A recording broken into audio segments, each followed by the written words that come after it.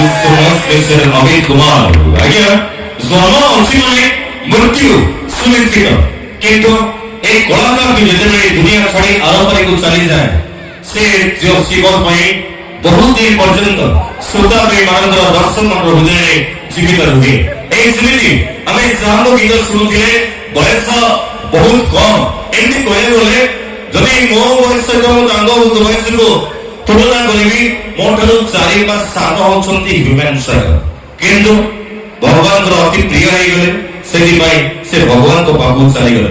ଯେତେବେଳେ ଆଗାମୀ ପିଢ଼ି ଆସିବେ ଆମ ସମୟ ଚାଲିଯିବ ସେତେବେଳେ ମଧ୍ୟ ସେମାନେ ଯେତେବେଳେ ଟ୍ୟୁନ୍ କରିବେ କୌଣସି ମ୍ୟୁଜିକ ଆପକୁ ସେତେବେଳେ ହ୍ୟୁମାନ ସାଗରଙ୍କ ଗୀତ ଶୁଣି ସାରିଲା ପରେ ସେମାନେ ମଧ୍ୟ ଭାବିବେ ସତରେ ସମୟ ଥିଲା ଓଡ଼ିଶା ମାଟିରେ ଜଣେ ଏମିତି କଣ୍ଠଶିଳ୍ପୀ ଥିଲେ ଯିଏକି ସେ ସମୟରେ ରାଜ କରୁଥିଲେ ସମସ୍ତ ହୃଦୟରେ ଘର କରି ରହିଥିଲେ। ନିଜର ସୁନ୍ଦର ଭଏସ ଚାଲିଚଳନ କଥାବାର୍ତ୍ତା ଏ ସବୁ ପାଇଁ ଯିଏ ସମସ୍ତଙ୍କ ନିକଟରେ ପ୍ରିୟ ଥିଲେ ଏ ଦୁନିଆରେ ତାଙ୍କ ଶରୀର ନାହିଁ ସତ ତାଙ୍କର ଗୀତ ପାଇଁ ତାଙ୍କ ଭଲ ପାଇବା ପାଇଁ ଓଡ଼ିଶାର ପ୍ରତ୍ୟେକଟି ଶ୍ରୋତାଙ୍କ ହୃଦୟରେ ସାରା ଜୀବନ ବଞ୍ଚି ରହିବେ।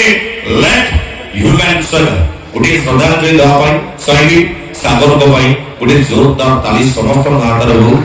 এই তালিটি দেখি সে মধ্যে উপরে আমার সমস্ত দেবতাଙ୍କୁ যে গোটিଏ ମ୍ୟୁଜିକାଲ ଲାଇନରେ ମୋର ବି ଚର୍ଚ୍ଚା ହଉଛି ମୋର ବି ଗୀତ ଗାଉଛନ୍ତି ସେ ଏତିକି ତ ଖୁସି ହଉଥିବେ ଆମେ ତାଙ୍କ ବିଷୟରେ ଚର୍ଚ୍ଚା କରି ତାଙ୍କ ପାଇଁ ଗୋଟେ ଜୋରଦାର ତାଳି ହଉଛି। ଏ ତାଳିଟି କିଞ୍ଚିତ ହେଇଗଲା ଗୋଟେ ଜୋରଦାର ତାଳି ହଉ ଗୋଟେ ଲିଜେଣ୍ଡ ସିଙ୍ଗର ପାଇଁ ସାରା ଜୀବନ ଆମ ହୃଦୟରେ ସାଇତି ହେବ।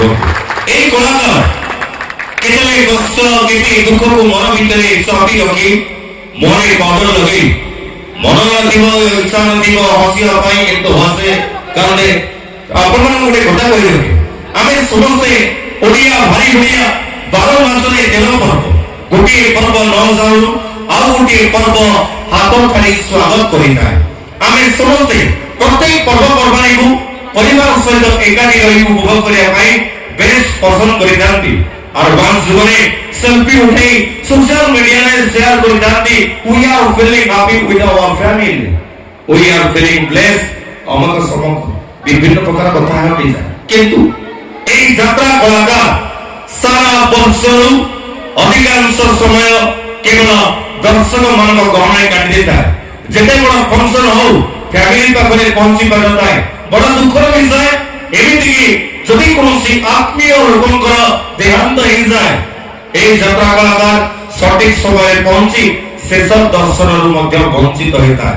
ମନର କଥାକୁ ମନରେ ଚାପି ରଖି ଧୂପକାଠି ପରି ଜଳି ଅନ୍ୟ ସମସ୍ତଙ୍କୁ ବାସନା ବାଣ୍ଟିଥାଏ এই କଳାକାରଟି। ତ ଦର୍ଶକ ବନ୍ଧୁ ଏବେ ସମୟ ଆପଣଙ୍କୁ ପ୍ରେଜେଣ୍ଟ କରିବି ଆଜିର ଏକ୍ସକ୍ଲୁସିଭ ପରଫର୍ମାନ୍ସ ପାଇଁ ଓଡ଼ିଶା ଯାତ୍ରା ଜଗତର ସୁନାମଧନ୍ୟ କୋରିଓଗ୍ରାଫର मिडिल मनोज का अभी का जबरदस्त कोरियोग्राफी है और super talented dancers of opera sector सरी एवे आपन को प्रेजेंट करेंगे एक और नियर डांस जो डांस में किसी इमोशन किसी पॉपुलर एक्टिविटीज किसी बवाल कोरियोग्राफी और किसी दमदार स्टंट आप बनाना पाए आपन को आशीर्वाद रू एक डांस की कौनसी अघटन न घटी केवल मनोरंजन व्यक्ति को से की आशा और विश्वास की आपन को प्रेजेंट करूची आज नियर डांस किए केबे देखी सकी कलाकार कांदी पर